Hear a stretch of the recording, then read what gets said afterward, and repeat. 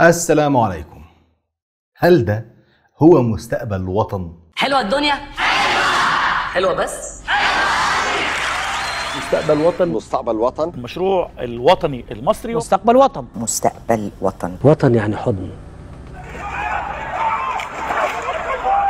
أرى الآن الأمة كلها، أرى الآن هذا البلد كما يجب أن يكون. مستقبل وطن. وطن يعني حضن.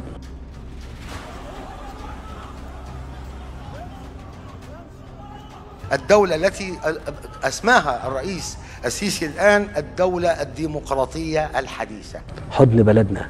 مع تضاعف أسعار المواد الغذائية إلى تقلص الرواتب حتى النصف بسبب انخفاض قيمة الجنيه المصري، تفرض اليوم حزمة جديدة من الضرائب والرسوم. أجهزة الحلاقة ذات المحرك كهربائي ومجففات الشعر وأجهزة حرارية كهربائية، كل ده عليه 10%. كل شغلنا متجمد يا معلم، ما تقطعش فينا بزيادة. ويتضمن ذلك فرض رسوم على المواطنين والأجانب ب100 جنيه عند مغادرتهم البلاد.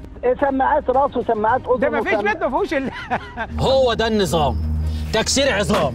شفت نظام وعظام؟ من أجل الحرية ومن أجل الديمقراطية ومن أجل مستقبل هذا البلد. احنا اللي عملناه في سينا ايه؟ اللي بيحصل لنا في العريش إبادة بالمعنى الكامل. بيوت ومزارع. شروع السلطات بإخلاء المنازل قسرا مع بدء تنفيذ عمليات هدم واسعة بهدف إنشاء ميناء جديد في المنطقة. احنا ما هجرناش حد. السلطات المصرية بدأت فعلا بهدم المنازل. يهود ما عملوش كده. انتوا مش عارفين ان انتوا نور عينينا ولا ايه؟ انتوا بتعملوا فينا كده ليه؟ صحيح. مفيش حاجة عن الغطس، اللي يغطس كمان ندفعه. الوحدات البحرية واخد بالك. أدفع 20%؟ ايوه، ما انت بتغطس مثلا ب 200 جنيه ولا 300 جنيه ولا 400 جنيه. بغطس في ميه، هو انا بغطس فين؟ يلا نرجع الحنفية. الديون اللي على مصر للخارج. اضربني هذا، اشجيني، قسم وسمعني. 157.8 مليار دولار. مستقبل الوطن بنحو 23.3 مليار دولار للصندوق الدولي، 11.8 للبنك الدولي، 4.7 لبنك الاستثمار الاوروبي، 3.1 لبنك الاستيراد الافريقي، مستقبل وطن، و2.7 للبنك الافريقي للتنميه. وليله هتقام عاوز سعادتك. قاعد بقى رايح حفلة سفاري ولا عندي، هل دي قربتوا منها ولا سبتوها للناس تنبسط؟ لا برضه في عليها 20%، ما كل الحاجات دي عليها 20%. كفاية بقى يا أخي، أنت ما بتحسش. 11% و4 للإمارات. مستقبل وطن. 7.8 للسعودية. مستقبل وطن. 3.8 للكويت. وبعدين الصين واليابان. كفاية. الاول اغني الناس. لما يبقى مزنوق يلجأ للمواطن، جيب المواطن. مستقبل وطن، ابحث عن جيب المواطن. اغنيهم. ألمانيا 1.7، إنجلترا 1.2، فرنسا 1.1، والدول الأخرى كلها 12.5%.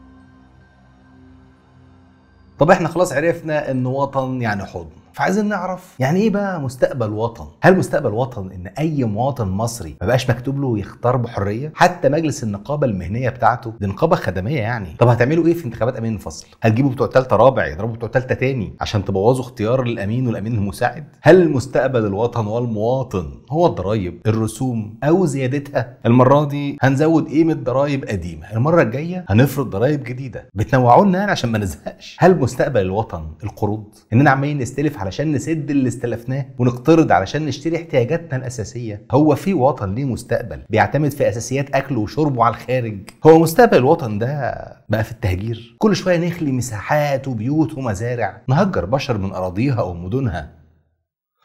اقول لكم هو مستقبل الوطن واضح من مستقبل الجنيه مع التعويم اللي بيقولوا في تعويم جاي تاني ايه يا باشا؟ وده التعويم رقم 3 ولا 4 و5 بقى كده.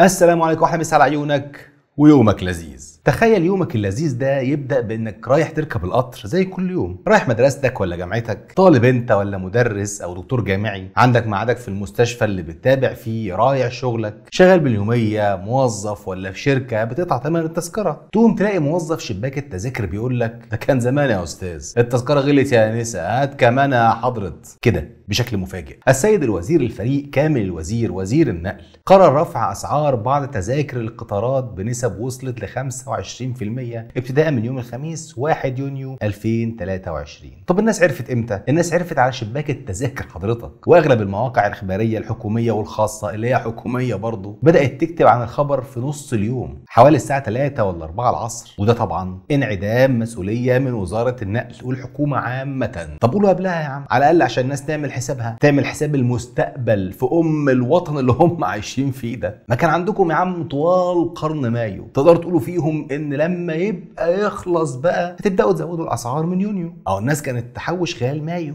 او لو حد عايز يطلع الخليج يكون نفسه خلال شهر مايو ويرجع تاني علشان يبقى مستعد لزياده اسعار يونيو. لكن تزودوها عمياني كده، ايه البواخه دي؟ وتزودوها ليه اصلا؟ ما الناس فيها اللي مكفيها. واحد يقول لي يعني الناس تركب ببلاش. يا عم ما الناس مركوبه ببلاش اهي، ولا حد بيدفع لها جنيه ولا حد بيشتكي. ما تصبروا يابا، ما تستنوا لبعد عيد الاضحى المبارك، ده القصه كلها 25 يوم يعني. خلاص ال 20 يوم دول بالاسعار الزياده هم اللي هينقذوا الاقتصاد المصري وهيخلوا مستقبل مصر احسن.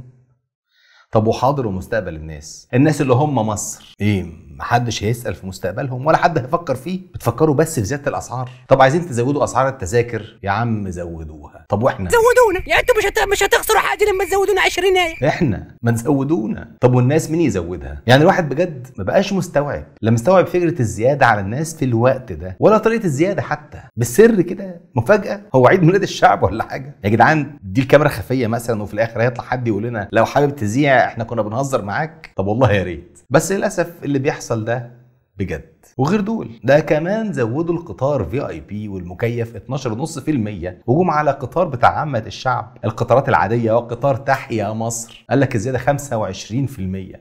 يا جدعان بالراحة على الناس، بجد الناس هتجيب منين؟ معدلات الرواتب في مصر قطاع خاص ولا عام لا تتناسب مطلقا مع الحد الأدنى للمعيشة. في فرق في السرعات سيد الرئيس. بنقول لا تناسب المعيشة حاف كده، ما قلناش المعيشة الآدمية ولا الكريمة. ومعدلات زيادة الرواتب والحد الأدنى منها لا يتناسب إطلاقا مع معدلات زيادة الأسعار. كأن المونوريل بيسابق توك توك. واحد يقول لك يا عم بس بقى العالم كله في أزمة، البلد في أزمة، مصر في أزمة اقتصادية ولازم كلنا نضحي علشان البلد. الله، ما احنا لما بنقول كده يتقال لنا خلاص ومصر زي الفل، دي البلد قوية والرئيس عامل اللي عليه والزيادة والحكومة زي الفلين. ايه الموضوع؟ هو انتوا لازم تمشوا كلامكم وخلاص؟ لازم تعارضوا الناس وخلاص؟ الناس تقول البلد في أزمة تقولوا خلاص انتوا مش شايفين الإنجازات، ده احنا عندنا أضخم المشروعات وعندنا أعرض كوبري، تقول لهم قشطة يابا يعني الدنيا شغالة اهي وزي الفل، يدوني حقي بقى، عايزين ناكل كويس ونشرب كويس ونلبس كويس ونتعلم ونتعالج كويس. يقول لك كان على عيني يا لمبي، منين؟ مفيش، ما عنديش، ما انت شايف. هتاكلوا مصر يعني هتموتوها يعني؟ ادينا بنقرط عليكم عشان ده مستقبل وطن. ايوه يا بيه، ما انا مستقبل وطن، احنا مستقبل الوطن. الطالب اللي هيضطر يزود مصاريفه علشان اسعار تذاكر القطر زادت، ما هو ده مستقبل الوطن. العيال اللي مش عارفين نجيب لها كيلو لحمه نعمل لها شويه شوربه يرموا بيها عظمهم، ما هم دول مستقبل وطن حضرتك. الشاب اللي طالع مش عارف يلاقيها منين ولا منين، ما هو ده حاضر ومستقبل الوطن. وكل دول وغيرهم ما بيشوفوش من الوطن غير الغلا، زياده الاسعار، زياده الضرايب. الحكومة الجميلة النظيفة المتطورة اللي رئيسها سيادة الوزير المهندس اللي مطبق شيفتات شغله في مجلس الوزراء ده، قاعد قصاد شات GTP عمال يسأل رأيك ايه في مصر، وكلمنا عن نفسك يا شات. ومعاه السيد هستلف تاني. فجأة بيقلبوا في التلفزيون سمعوا عن ان مصر بتواجه أزمة اقتصادية. رئيس الوزراء سأل وزير المالية هتعمل ايه؟ قال له بص هو حل واحد بس اللي بلجأ له في المواقف دي. رئيس الوزراء قال له ايه؟ رد وزير المالية هستلف تاني. خبط رئيس الوزراء على وشه وقال له يا عم صحصح بقى، ما على ايدك. الرئيس كان واقف بيدعي جوه الحرم ذاته، وزي ما رحنا زي ما جينا، محدش اداله كيسه سودة كده حتى فيها كام باكو. لا يا معالي رئيس الوزراء، انا ما اقصدش هنستلف تاني من اللي بنسدد لهم او اللي بيشترطوا ياخدوا حاجات في المقابل، انا المره دي بقى هستلف تاني من الناس اللي ما بنسدد لهمش. سكت رئيس الوزراء شويه. سعادتك بتكلمني؟ يا معالي رئيس الوزراء، احنا هنزود بعض الضرايب والرسوم وهنفرض ضرايب جديده على الناس. فرد رئيس الوزراء حلو ده، خد عندك معاليك ضريبة 10% على كل لتر إضافي من الخمور المصرح بيها للاستخدام الشخصي بحد أدنى $12. أهو في دي إحنا اللي هنقول حلو ده نجيب منه. عادي يا عم، في دي زود براحتك يا معيط ما يهمكش. يكمل وزير الماليه ويعرف رئيس الوزراء على خطه الضرائب الجديده. ضريبه جمركيه 10% على سمك السلمون والجمبري والاستاكوزا والفواكه الطازه والمجففه والشوكولاته والقهوه المحمصه، وكمان ضريبه جمركيه 10% على ماكينات الحلاقه ومجففات الشعر واجهزه اعداد القهوه والشاي وسماعات الراس وساعات اليد وشويه اجهزه كهربائيه تانية. ده غير رسم بقيمه 50 جنيه للاجانب الراغبين في دخول محافظات البحر الاحمر وجنوب سيناء واسوان ومرسى مطروح. دفعت كسائح؟ طب انت كمصري او سائح هتشتري اي منتج من اي منطقه مصنفه كسوق حر، قشطه اشتري. رسم جديد بقيمه 3% بحد ادنى $1.50. خلصت شوبينج؟ انت كسائح ولا مصري عايز تتفسح بقى وتغير جو؟ تعالى لي. عملت يا فندم زياده لبعض الضرائب بنسب وصلت ل 20% على شويه خدمات ترفيهيه. زياده الضرائب على دخول الافلام الاجنبيه وعروض السيرك والاوبرا، وعلى حفلات في النوادي الرياضيه او الاجتماعيه، على الحفلات الغنائيه ودخول الانديه الليليه، وضرائب على انشطه وخدمات التزلج على الجليد وركوب البالون الطائر ونشاط الغوص وحفلات السفاري.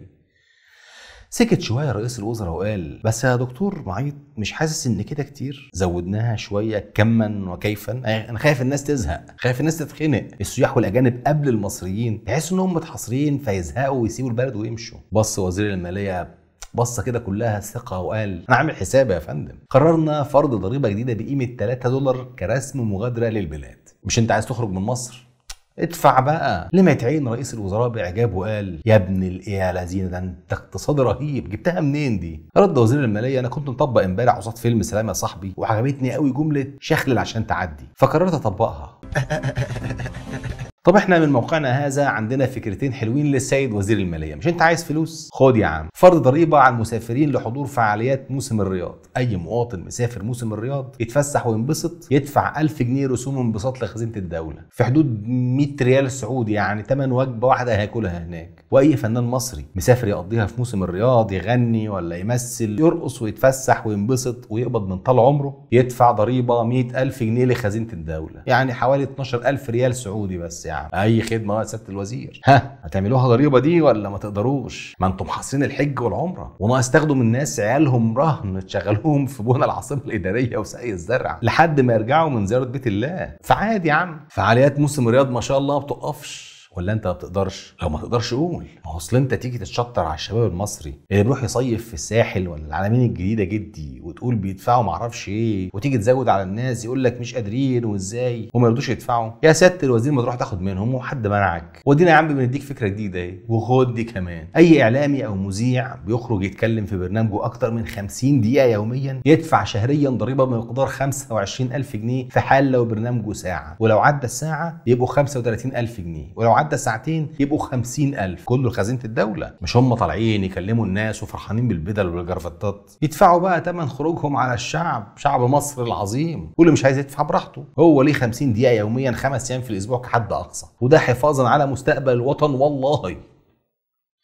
طب يا عم هزرنا، نتكلم جد بقى، مع اننا والله كنا بنتكلم جد. اصل الحلول الاقتصاديه في مصر بقت ايه؟ ديون، اقتراض من الخارج والداخل، فرض ضرائب ورسوم جديده، وزياده القديم، بيع اصول وممتلكات البلد. دو بس دي الحلول اللي بناخدها من صندوق النقد الدولي والحكومه بتوافق على تنفيذها. يعني الصندوق طالب بترشيد الانفاق الحكومي وضبط بند الدعم الحكومي في الموازنه، فالرئيس والحكومه نفضوا البند الاول وراح مسك الدعم المقدم للمواطن وفشخه نصين. الصندوق والشركاء الاقليميين الخليجيين يعني طلبوا انهاء احتكار الجيش المصري للاقتصاد والتوسع في الخصخصه وبيع الاصول، فالرئيس والحكومه نفضوا الاول بند ومسكوا في بيع اصول البلد وشركاتها ومصانعها. الصندوق حذر ان 60% من شعب مصر على مشارف خط الفقر، ونبه على الحكومه انها لازم تزود حصيله الضرائب في الموازنه، فالرئيس والحكومه نفضوا للتحذير ومسكوا في التنبيه، وعاملين يزودوا في الرسوم والضرائب ويفرضوا ضرائب كمان جديده وفين يوجعك. ودي مش مبالغه. في موازنه العام القادم اللي هتبدا في يونيو 2023 بلغت الموازنه كام؟ الحكومه بتتوقع ان ايرادات الموازنه توصل ل 2 تريليون و142 مليار جنيه. التريليون يعني 1000 مليار. دي موازنه مصر. زينه والله زينه. ثانيه واحده بس، ال 2 تريليون دول انت عارف جايين منين؟ عارف ايه مصدرهم؟ حضرتك 71% من مصادر ال 2 تريليون دول جايين من الضرايب. الضرايب لوحدها تقريبا تريليون و600 مليار جنيه. يعني تقريبا الحكومه زودت الضرايب على الشعب بقيمه تقترب من 30%. 28% بالتحديد عن السنه الحاليه، سواء برفع قيمه ضرائب ورسوم موجوده او فرض ضرائب جديده. طب فين مستقبل الوطن؟ فين من الطريقه الاقتصاديه الجميله دي؟ ده كده نظام حكم بلا مستقبل. دول شربوها العيال شرب في المدارس زمان، ما اسباب ثوره شعب كذا، ما اسباب سقوط حكم فلان او الدوله الفلانيه، يقول لك فساد النظام الاداري، بزخ الحاكم وترفه واستبداده بالراي، فرض الضرائب الباهظه، غياب العدل وشيوع الظلم. اهو جايب لكم مستقبل وطن من كتاب تاني اعدادي باين. يعني مفيش تصنيع، مفيش زراعه، مفيش انتاج، وما تقوليش بقى ما الريس بينتج وعامل مصانع ومزارع. ايوه يا بيه، فين اثر الحاجات دي؟ لما احنا عندنا كل الحاجات دي، امال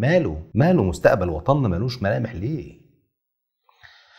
روح يا عم شوف اتفرج على حلقة المصير وحلقة الضياع، قلنا فيهم كلام كتير مهم، هنسيب لكم الروابط في التعليقات. ما هو مش طبيعي ان كل الحاجات دي تجتمع على الناس، تجتمع على البلد. في ايه يا جدعان؟ هو احنا واكلين مال يتامى ولا ايه؟ هو احنا ظالمين حد ولا حاجة؟ هو احنا قاتلين حد لا سمح الله فربنا مش مبارك لنا ولا ايه؟ هو في حد بيدعي علينا او دعا؟ ده كأن حد قال مثلا ألا أيها المستبشرون بقتلهم أطلت عليكم غمة لا تفرجوا. والله يا دكتور سلمان الغمة طالت، مش بس المحرض والشمتان والفرحان بالدم اللي سال هو اللي اتوجع. فيه يا بلد؟ ده احنا لو بنهجر ناس من بيوتها ونظلمهم ونبخس حق أراضيهم مش هيحصل فينا كده. ايه ده بيحصل؟ عندك الوراق مثلا، عندك العريش اللي كل شويه يختاروا ارض عمرانه عمرها اهل مصر الطيبين، مش بس من اهل العريش، ده كمان من كل محافظات مصر، من الدلتا والصعيد، من اسكندريه لاسوان، مواطنين مصريين باعوا اللي يملكوه وراحوا اشتروا في سينا، بنوا وعمروا وزرعوا، اشتغلوا في التجاره، بقوا مدرسين ومحاسبين، موظفين وعمال، وبعد ما العمر عدى بيهم وبقت سينا خلاص هي ارضهم بلدهم، مرتبطين بيها اكتر من مسقط راسهم نفسه. قلت لهم يلا يا حبيبي عشان هنرش ميه، يلا يا بابا يلا هتمشوا من هنا، واحنا هنهد العمران اللي انتوا عملتوه في اخر 20 ولا 30 سنه، هنجيب عليها وطيها عشان بس ما تبقوش تغلطوا الغلطه دي تاني. هنخش نجيب الماضي والحاضر ومستقبل وطن نساويه بالارض. عارف مشهد دخول الجرافات بتهد المزارع والبيوت في العريش؟ المشهد ده بالظبط شبه مشهد دخول البلطجيه للجمعيه العموميه غير العاديه لنقابه المهندسين وهم داخلين يضربوا في الناس، يكسروا في ارادتهم وصوتهم قبل ما يكسروا في الصناديق، يهدوا ماضيهم وحاضرهم ومستقبلهم. الجميل بقى ان اللي عمل كده في نقابه المهندسين يبقى مستقبل وطن، وده يدل بكل وضوح على مستقبل وطن في ظل الحوار الوطني. وكل حوار وانتم بخير. خلينا يا عم في مستقبل القناه دي. روح اشترك دلوقتي في القناه وفعل الجرس علشان عايزين نوصل ل 500,000 مشترك ونعمل حفله بقى، وخد لفه في حلقاتنا وفيديوهاتنا اللي فاتت، وابدي اعجابك بالحلقه وشاركها مع اصحابك وحبايبك وجيرانك والمجتمع والناس، وقول رايك في تعليمي. ها قولوا رايكم، بيخافوا مني، وكتر الف شيرك، واستنونا بالمصري يوم الخميس الجاي ان شاء الله عشان نكمل كلامنا. سلام. 5 بس وجاي، 5 وراجع، 5 بالحب.